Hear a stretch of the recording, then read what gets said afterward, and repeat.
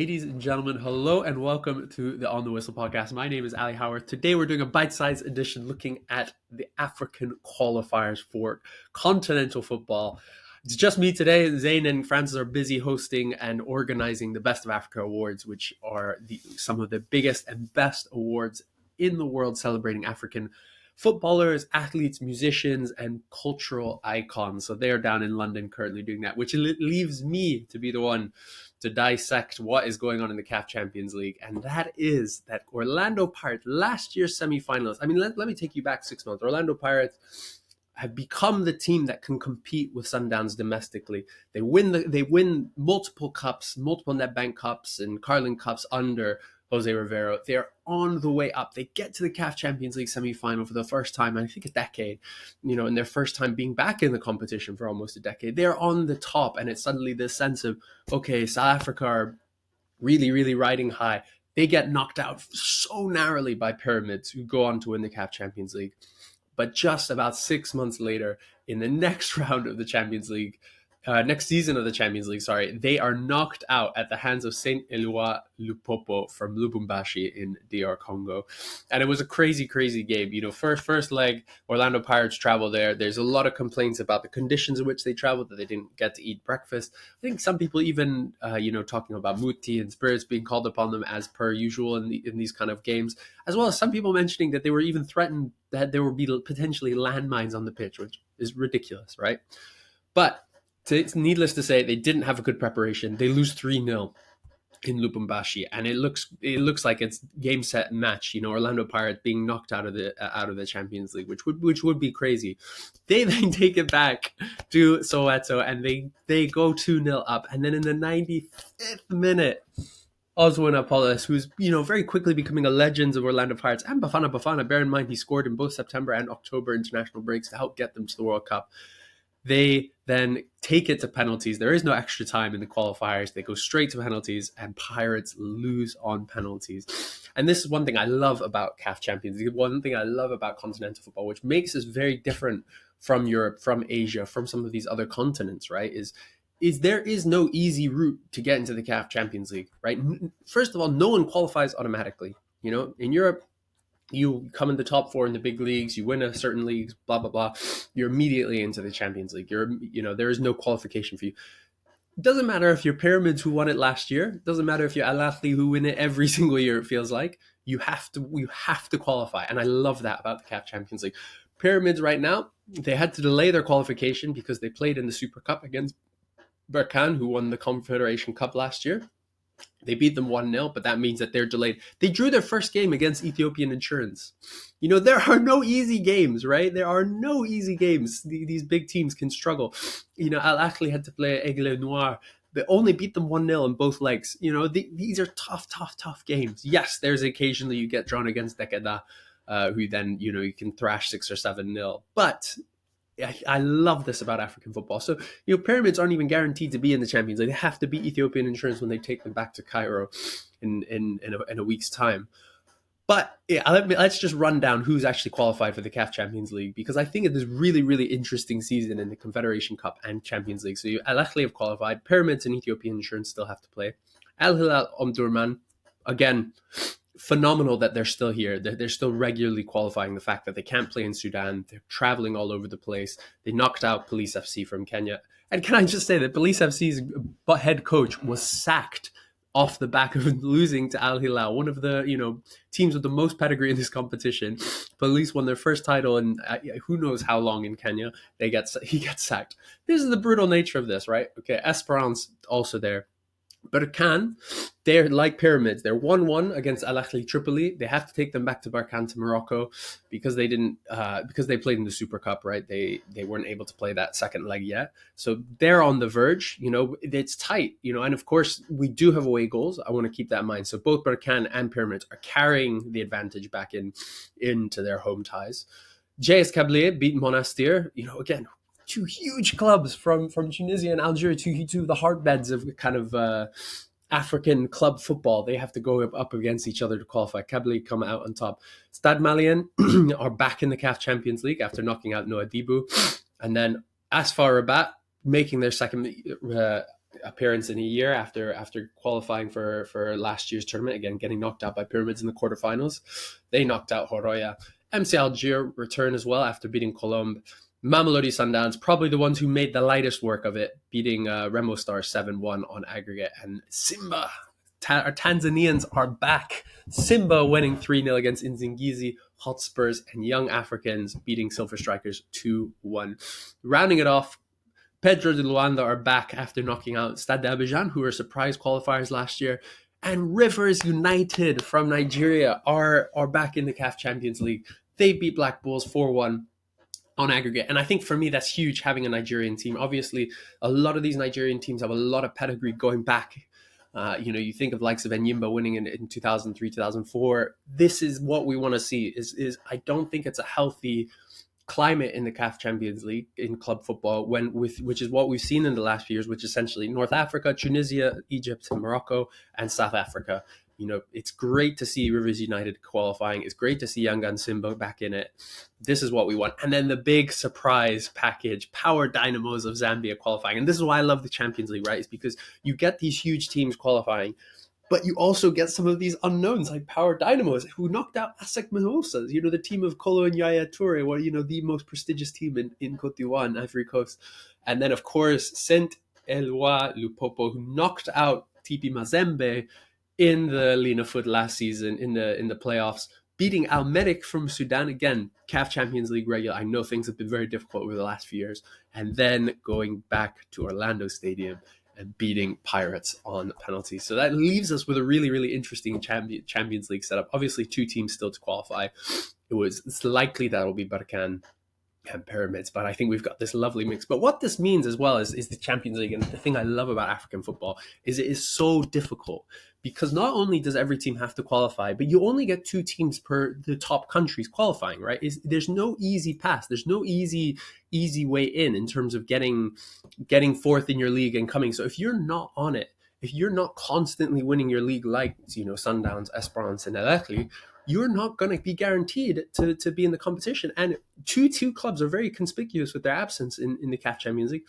No Raja and no Wydad. That's the first time in the 16-team CAF Champions League format that neither Casablanca side has qualified, and that's because neither of them made it into the top 4 of the Batola Pro, because it's so competitive. So this is what I really love about it. But then the flip side of that, and the second side of it, which I think is so important, right, is it means that the CAF Confederation Cup is not as prestigious as the Champions League, obviously, but has some serious pedigree. And this season, I think in particular, more than maybe any season before, there is some serious pedigree in this tournament. So I'll go through, who was qualified. Wydad Casablanca, right? We're just at the Club World Cup playing Man City. They've just signed Hakim Ziyech, and they're playing in the Confederation Cup. USM Algier and Belouizdad from Algier, again, 2 Champions League regulars in there, right? No Tunisian side after Safi knocked out Stade Tunisien, which incredible. And then you've got some of the other big hitters, Zamalek and Al Mazri from Egypt. Zamalek are the second most successful side in African club history, and yet they're in the Confederation Cup because Pyramids have emerged and strong-armed them out of that top 2 in Egypt. Then you also get, Kaiser Chiefs, one of the biggest sides in the continent, who didn't obviously get into the top 2, but kind of rehabilitated themselves last year under Nazarene Nabi, and now have since sacked and parted ways with him. So they're in it as well as Stellenbosch. And then you have a few other really interesting ones. Maniema Union, who were in the Champions League last year from DR Congo. Toho de Oyo are there. Zesco from Zambia. Singida Black Stars and Azam, 2 Tanzanians. So the only country that have 4 teams representing them in this in the CAF Confederations Cup and CAF Champions League are Egypt and Tanzania. That is amazing. Well, I think Algeria are as well. Yeah, and Algeria. Tanzania have 4 teams qualifying. They've never done that before. That is huge for Tanzania and huge for club football. Obviously, Azam, now coached by Florent Ibenge, I think they'll have a serious crack at this. They will fancy themselves ahead of some of these others. But then the other thing I love about the Confederation Cup is you do get some of these rogue ones. Safi coming in, qualifying after knocking out Stade Tunisien. That is a huge result. For a club from Morocco who kind of qualified out of nowhere. why am I being silly? Morocco obviously had 4 teams qualifying with Safi as well. For them to be come out of nowhere to get into that top four in the Batola, and then to now qualify ahead of Stade Tunisien, one of the biggest clubs in Tunisia, is really, really impressive. And of course, Nairobi United from Kenya, to the first participant in African continental football from Kenya, I think in well over a decade. I think we're set up for a really interesting domestic season. But what I also wanted to highlight is it's not just the men's, right, that is so crazily competitive. Is you also have the women's, right? Women's is even more competitive because it's broken up into regional competition, right? And it means that some regions, yes, okay. So say for instance, North Africa, as far about have that on lockdown, right? They win the qualifiers every time. But other clubs and countries in North Africa are starting to invest in women's football. FC Masr, who are qualifying for the Champions League as hosts, or will be there, have really, really invested a lot of football money into their football. Al Ahly and Zamalek are starting to do so, particularly Al Ahly. So we're starting to see a lot of the kind of growth of these. But what makes the women's Champions League different from the men's, right? 8 teams, so it's really, really small, really competitive. Qualifiers are regional, right? So you qualify if you're the winner. Usually that gives your federation an extra team as well, or your confederation. So if you're from South Africa, Southern Africa will get a second team. But if you didn't win it, you have to qualify through these regional playoffs, and those are incredibly competitive. I look at East Africa, say for instance, East Africa so far we've had Vihiga Queens, we've had Simba, we've had JKT Queens. Those have been 3 of the 4 years that we've had the CAF Champions League. Those have been the 3 representatives from East Africa, right? CBE Bank from Ethiopia have gotten to the final of the qualifiers, I think 3 of those 4 years.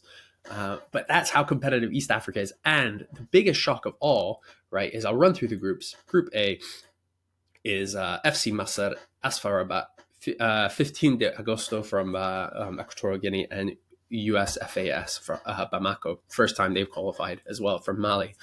In the other side, TP Mazembe, the holders, who had that shock win against AS FAR Rabat last year, as well as then ASEC Mimosas. We mentioned on the men's side, they couldn't qualify. Their women's team have. Gaborone United and JKT Queens. One team that is very conspicuous with their absence is Mamelodi Sundowns, who are the most successful team in this competition. They've won it twice. They've gotten to the final the other time. And then last year, they had that surprise knockout in the group stage. They did not qualify, and that's because they lost to Gaborone United in the COSAFA competition. And for me, this is something we need to celebrate, right? This is what makes African football special, is the competitive nature of these tournaments. And I understand potentially why, from a kind of financial perspective, you say, okay, no, we want to come up with a way to make sure all our big teams qualify every year. And of course, that's what CAF and FIFA did in the African Football League. They tried to create this closed group, 24 teams initially, I think dropped down to, what was it, 8 in the end. Closed shop, no qualifiers. You're not. This is separate from the Champions League and Confederation. And of course, they said, "Oh, this is separate. It won't impact them." Of course, it will. They're trying to supplant the Champions League, and I'm delighted to say that the AFL fell off the rails very, very quickly. They only did one edition and never returned. We haven't heard anything about it, which I think is one of Patrice Motsepe's biggest failures. Is that he essentially went to the tone of Gianni Infantino, who wanted to test this out, kind of almost as a precursor to the Club World Cup. And then they realized, oh, actually, this doesn't work. We need proper competition. But what it shows me is that CAF in particular have not been willing to invest in the Champions League and Confederations Cup. They want to supplant them because they want to create this Super League. But I think it's the exact opposite. We need to be buying into this to kind of really push forward this, because that is one thing that you see time and time again in Europe and in Asia, is the sense of like, wow, this is so unfairly weighted, right? In Asia, it's so unfairly weighted towards the Gulf teams, particularly Saudi. There's been a lot of complaints about that. In fact, a lot of East Asian teams, Southeast Asian teams, even looking to try and create their own confederation because they're so fed up with the way they've been treated. And in Europe, there's this incredible bent towards the big 5 leagues, particularly at the Premier League. And all you're seeing is this concentration of power. And I think in Africa, we need to make that the USP, is say, actually, here it's different. Here, any team from any part of this continent can compete, right? Because again, it's not just Western Europe as it is in Europe. It's not just Western Asia that are now starting to dominate, right? You still have North Africa, yes, and I touched on how that I don't think that is entirely healthy, But you've also got South Africa with Sundowns and Pirates having been so good in the recent years. Tanzania is starting to really push back. That's why I think we should celebrate teams like, Rivers United qualifying. This is the USP of African football, is that it is so tough, it is so difficult, and you have to fight at every single step to get there, right? And if you don't, you will be knocked out. Big sides have been knocked out before by teams from these smaller leagues. Nairobi United qualifying for the Confederation Cup. We're talking about Gaborone. Jwaneng Galaxy from Botswana qualifying for the Champions League twice under Morena Ramoraboli. Incredible.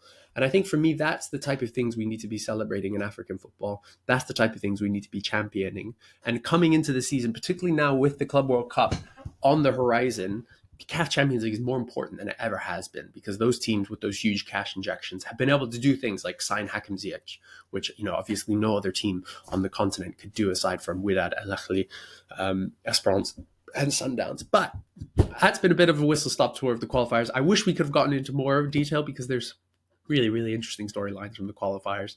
But I think we'll leave it there with that. One thing we need to do is champion this club football, promote it instead of trying to hide it, which is honestly what CAF have been doing. Now, what CAF have done super well is building up the AFCON. We're so excited for it. It's going to be a terrific AFCON, but they have not built up the Champions League in the way that they need to. And I think they need to invest a lot more into building that product, because I think there is a demand for it. I think in a lot of these countries, you've got these huge fan bases, which we saw at the Club World Cup. These incredible fan bases that are crying out for more football domestically, more football continentally, and more focus. And we haven't been seeing it. But I'll leave it there. CAF Champions League, CAF Confederations Cup, Women's Champions League. Some of the best tournaments you will come across. Please get involved. Please watch. Yeah, just enjoy the football.